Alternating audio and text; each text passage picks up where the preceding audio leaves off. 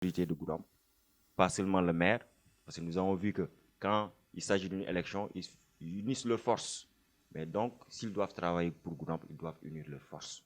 Pas parce que je ne suis pas maire, c'est l'autre maire, ça c'est des prétextes. On a eu à voir ce qui s'est passé ici à Goudomp. Donc, c'est ça que le message que j'ai à envoyer à nos autorités par rapport à cette question-là. Deuxième question, le mot front en mandingue Dampora, ça vous renvoie à quoi à l'enfance? Donc, si vous vous rappelez, d'ailleurs pour rappeler, souvent c'est similaire au lance-pierre que les jeunes utilisent pour s'ils veulent aller chasser ou bien tuer un oiseau. L'oiseau est la cible. Ici, si on fait transférer cela, la cible, c'est en quelque sorte les autorités, les concernés, merci pour le mot, les concernés, qui doivent recevoir le message. Le message, tantôt, c'est le plus souvent, c'est amer. Et quand on est autorité concernée, si le message est amer, il faut consommer cela. C'est une critique positive, mais pas parce que si on veut critiquer la personne, on s'adresse à la personne. Mais quand tu es maire, quand je suis le président du conseil communal de la jeunesse, un jeune m'interpelle, il me critique, mais je l'écoute attentivement. Moi, je suis comme ça. Je pense que quand vous gérez une chose, ou bien vous avez une responsabilité, il faut avoir le sens de l'écoute, mais il ne faut pas fuir les critiques, comme le font souvent ici. Pour le dire honnêtement, le maire, quand on le critique, il prend ses distances. Vous savez? Donc ça, c'est pas, je pense que l'émission d'Ibara, c'est une très bonne émission d'emprunt en mandingue. C'est à l'image du lance-pierre, du moins, je m'excuse de la faute. Donc, ce qui fait qu'on a une cible à atteindre. Et cette cible-là, c'est le concerné. Donc, les questions qu'on a eu à débattre ici, le concerné, c'est les autorités, le maire et d'autres leaders, etc., etc. Donc, je pense que par rapport à ça, c'est ça que j'ai à apporter. Merci beaucoup. Voilà. Merci beaucoup. Voilà. Ok. Voilà, ça c'est ça. Et l'appréciation pour le centre de Ibara d'abord.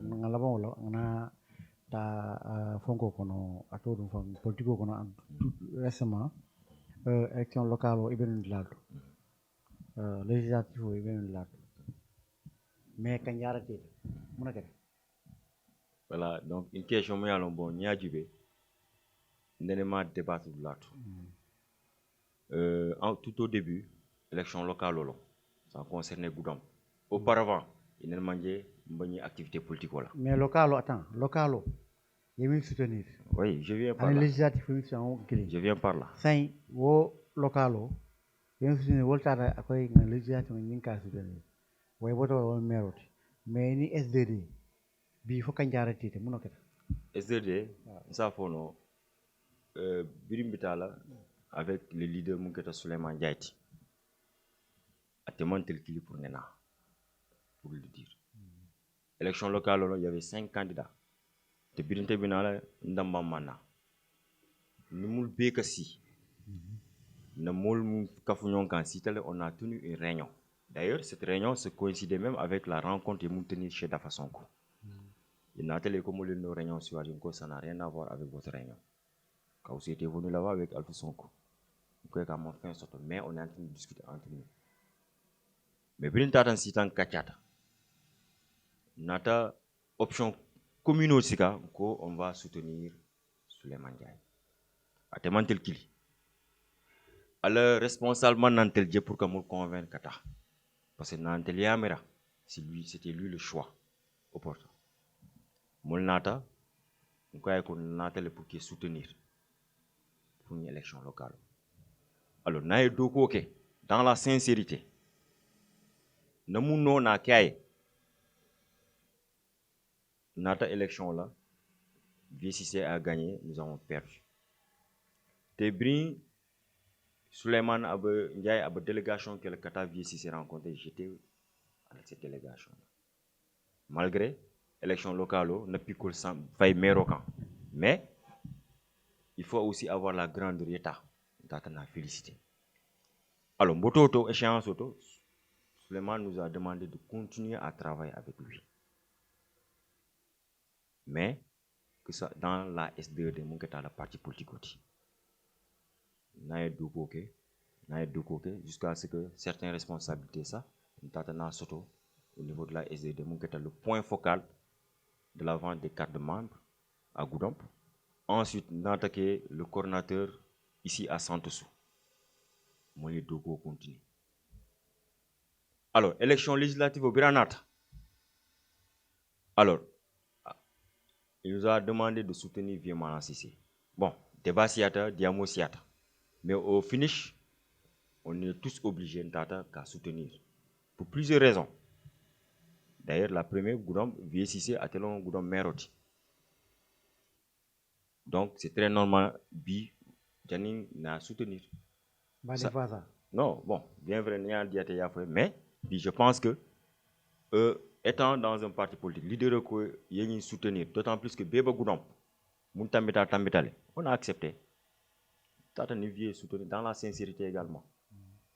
Suleiman lui a mis tous les moyens à le côté là, avec autodial, avec gasoil dial, à le mitoun bétou Suleiman ni soldi, avec les moyens de Suleiman.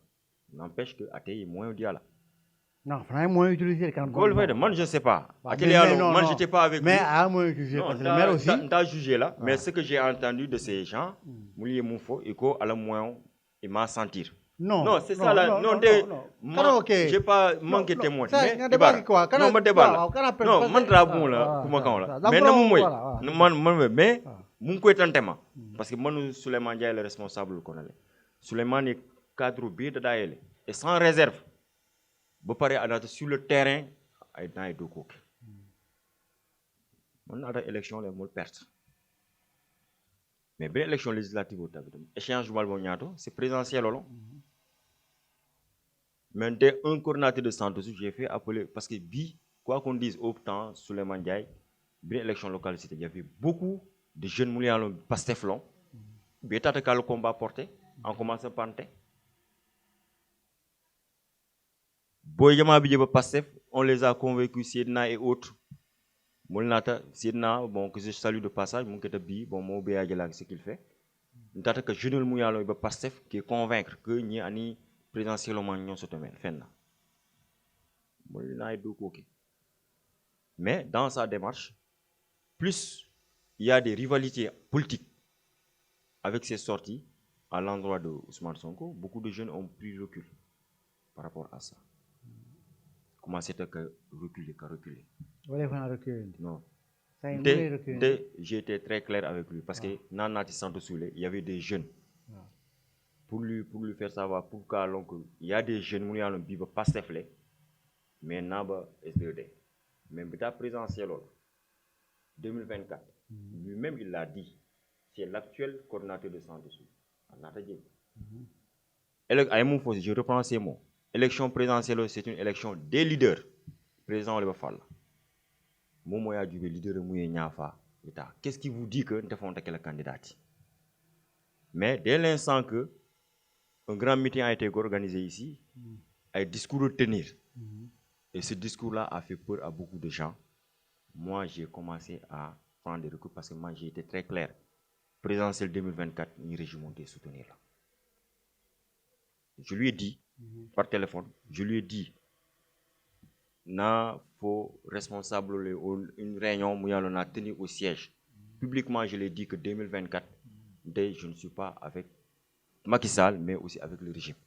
N'a télé présenté, on prend le risque d'État. Mais non, je lui ai dit ça. Non, il le reconnaît. Il m'a même recommandé pour que l'on continue à travailler comme non. Frustration manquée parce que dans la sincérité et dans le respect. Je le dis d'une façon mais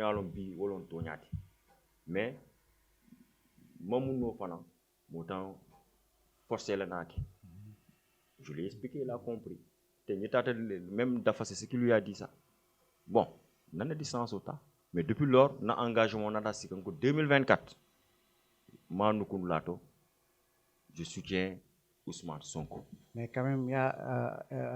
Mais Ousmane Sonko n'est plus candidat. Je ne sais pas. C'est large, mais dans le commune. Parce que, actuellement, Gouron Poussin, si on le fait, déjà, parce que, il n'est pas soutenu. Jamaa Wolfo, il faut Souleymane Ndiaye mon l'aîné d'après est-ce que bii baax suñu yaa foo jàng ko aman naa ko mais est-ce que yaa di regret Ibara waaw bii waaw Goudomp ye Goudomp landi e Souleymane landi je prends Goudomp parce que bii non ite Goudomp lan non mbatu Goudomp lan rek sama njaay lan le non mbatu naa foye mun na noo foye ah bii man quand je m'engage à travailler avec quelqu'un mu yaalon leader lon comme Souleymane Ndiaye je regarde d'abord l'intérêt de Goudomp bien vrai il a beaucoup fait en termes de moyens et d'emploi et d'investissement les emplois à le devoir on l'a yake ñu tata Kolda avec le nouveau leader mu ñem Mambo Diaw concurrence il fait la même chose parce que mon politique au volant les jeunes se sont battus Dolni le parent Kouyandé, moi je connais pas mal de jeunes. Ils se sont battus à ses côtés. Non, Batou, reconnaissance. Non, Batou, je vais ménager. Les jeunes, bi, emploi du mot. Bi, il y a le combat porté sur le terrain. Bi, au niveau local, il y a le combat porté ici à Goudomp. Donc c'est très normal à le mettre à l'abri. Moi je pense que je texte ça, mais ce que social ou bien vrai, il le fait. Mais il le fait aussi pour aller politico. Parce que non, Ibara, moi je parle au nom des Goudompani, Goudomp intérêt. Il est en train de faire et actuellement il a beaucoup fait. Mais, parce que bi échéance au Nasita, je rappelle, Souleymane Ndiaye, c'est le leader de la SDD. Mais en d'autres parts, c'est départemental. Vice-président. Vice-président. Merci. Il y a le conseil départemental. Quand il paraît, quand on rencontre, mais il y a des ASP, mais quand les réunions là, on les tient plus là-bas. Flandian, le discours est mon fin que nous. Mon conseil départemental d'eau forêt, mais un conseil départemental, on tel un goudon pour tout l'outil, on tel un goudon pour néoti dans ce conseil départemental. Est-ce qu'il y a interprété? Mais à quel discours retenir? Est-ce qu'il est, non, est-ce qu'il était, il y a un engagement monta? Tel bita ka rappelé wala. Non, je laisse-moi terminer. Non, Batou. Mais bi, ce qui est en train de se faire, c'est la réalité. Bi Souleymane, ce que dit mola, ça m'a fait manquer mais qu'on a battra ensemble. Mais est-ce qu'il y a mais ce qu'on attend pour le non Batou, man je le rends parce que bi, j'ai été avec lui, on a travaillé. Non, mon problème se fin de mais moi, c'est un message que je renvoie. Le moment venu, nous, ce qui nous concerne, mais c'est Goudomp Bi Souleymane, il a une influence politique. Macky Sall Birabinala, dans la région de Sédhiou, avec cette forte mobilisation, avec les moyens qu'il a mis à la mobilisation, ça a impressionné le président. Le président est venu ici à Goudomp. Même grand théâtre, donc, il a une influence politique. Il y a à Kola, il y a de la d'autre. Ou influence politique, Momo qui est le na faol. Souleymane Dia, on n'attend pas qu'il soit maire. Bien vrai, à Ninkal Goudomp Koulma Dial. C'est 2000 élections prochaines à Ninkal. Donc, il y a un peu de maire, il y a un peu de à l'heure là, il peut faire. Mais à Bakane? Non. Non. Le ponton là. Ponton au niveau du Mali. Non. Non, mais il y a un niveau du Mali. Ponton, non, c'est fonctionnel. Non, ça c'est au sort du maire, je pense. Non, le fait. Donc, ce qui fait que, pour vous dire, c'est pas Souleymane qui fait fonctionner là où je veux en venir. Là où je veux en venir. Bi, auparavant, on a eu l'élection législative. Non, pas tout. Élection locale. À Nivier Cissé, tout le temps, ils s'entendaient. Il y a le symbole Kafunyonka. Pourquoi était le symbole Kafunyonka? Pour faire Mouyano Goudomp, la question que vous me venez de poser, les infrastructures. Pour que Goudomp bonde aux situations. Parce que Goudomp, voilà une première chose, infrastructure. Voilà une réalité. Promoville, Souleymane Ndiaye, il peut tout faire pour que les travaux aient démarré. Non. Parce que Mounana no foy, bi, beta présentiel là. C'est tant que DCC va coalition, ils vont cheminer ensemble. Et ils vont tenir des discours aux populations.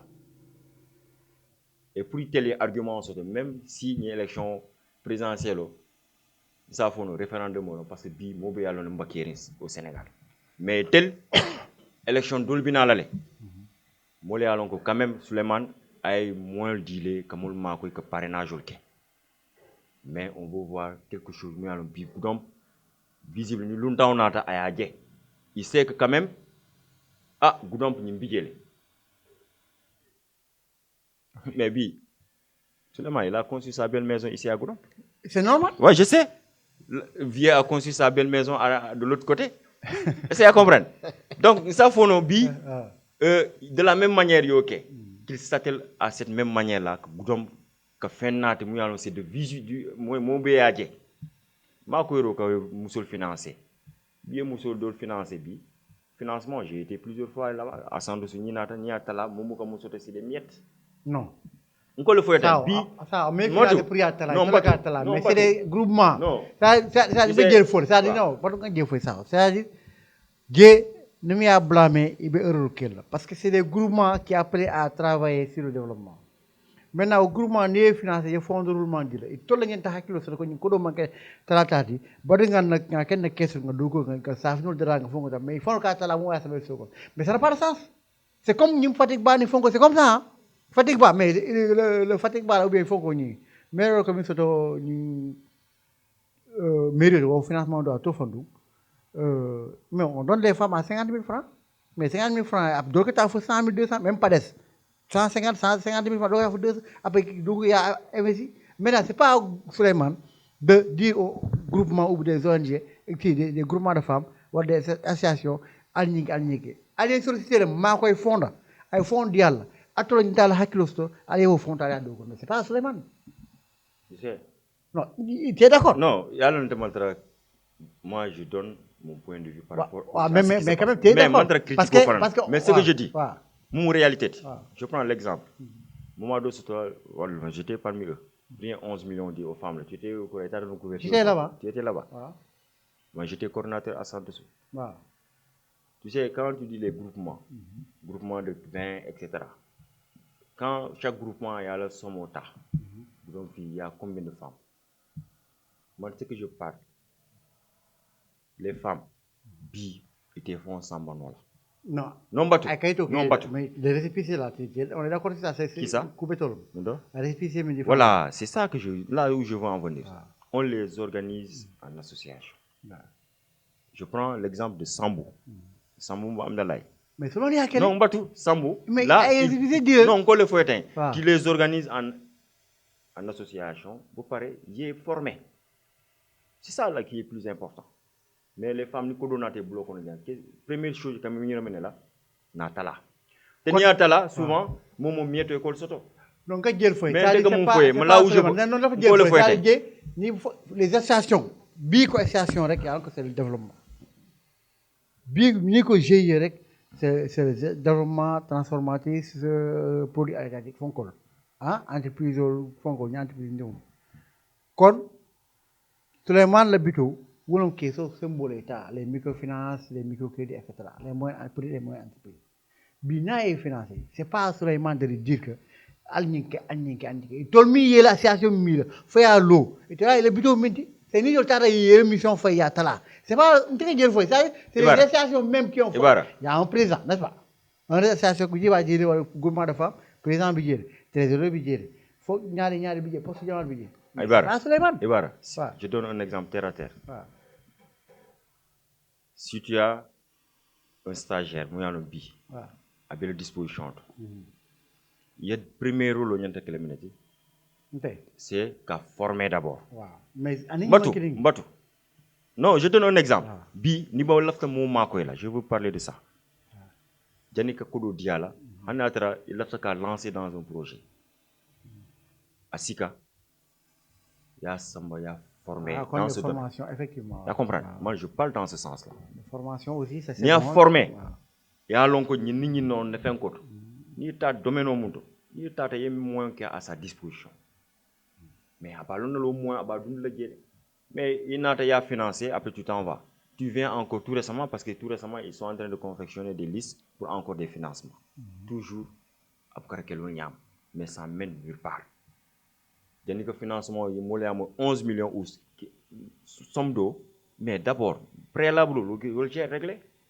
Parce que billet mot formé, il t'a financé.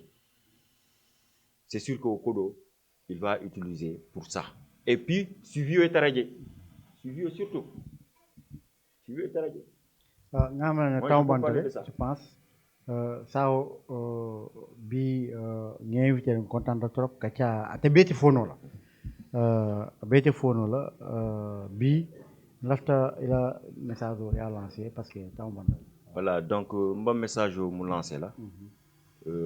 À l'endroit de la jeunesse, qu'il faut d'abord l'élection élection présidentielle auto, violence aussi, dans l'un de côté.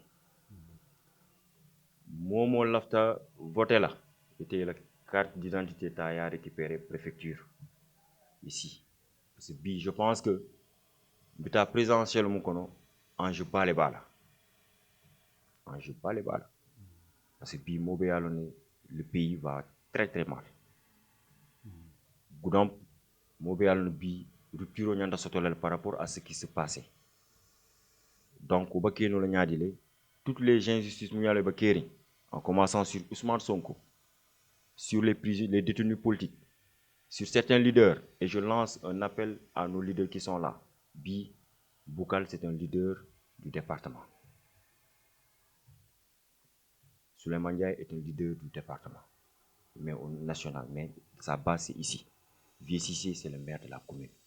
Je me rappelais, Gamo Lumina Nakiyan, ils étaient tous devant. Ni sage le budget. Boukal est en prison, ça fait des mois. Que Souleymane Ndiaye, que Vieux Cissé qu'il pose des actes pour sa libération. Parce que politico, terrain long, mais il faut avoir un fair play quand même. Il y a tout ambition qu'il nous veut pour que ça t'aide là. Donc, on a un message flagrant. Sabandian, que bita élection locale, élection présidentielle, du moins, que les chantiers Moubian, le maire vieux Souleymane Ndiaye, ils n'ont qu'à unir leurs forces pour ça dans une élection kasi molé kukoyo sotoje chantier mou commencé ta et là-bas mouli allons ils m'ont démarré comme Promoville il est démarré donc qui remercier que l'équipe remercier que jeunesse remercier également qui est sensibilisé que qu'ils n'ont qu'à continuer à porter espoir parce que 2024 c'est très décisif mo kana bula kodo noma mais il y a avenir. Je pense que ce qui se passe aux étudiants, il y a la conscience au tas parce que est une jeunesse sur la crémoti et qu'on a son moulé manipulé. Donc, quand vous avez beaucoup de temps, nous avons bien, nous avons bantala, quand faut monter effort kafulale, na sembo kafu, na nganyul kekilinti pour na sate na fenk. Donc, vous avez un message de la famille. Kafale ko actuellement kay Bara TV jibe à l'émission d'Ampron nak ka kachalom ka kachol jibe vedam ke bunno voilà na réalisatrice Bintou Cissé na chef technique Ndeye Fatou Camara Marine assistante Sali Sané cadreuse Ousmane Diallo le trompeur wala na cameraman tuuti wala bon nang jana malari bi no faun no ngamada fange ja bondali mankai fonde ya non les brésiliens alhamdulillah bon na brésil voilà c'est ça ka fali ko la barka waddu al numbara merci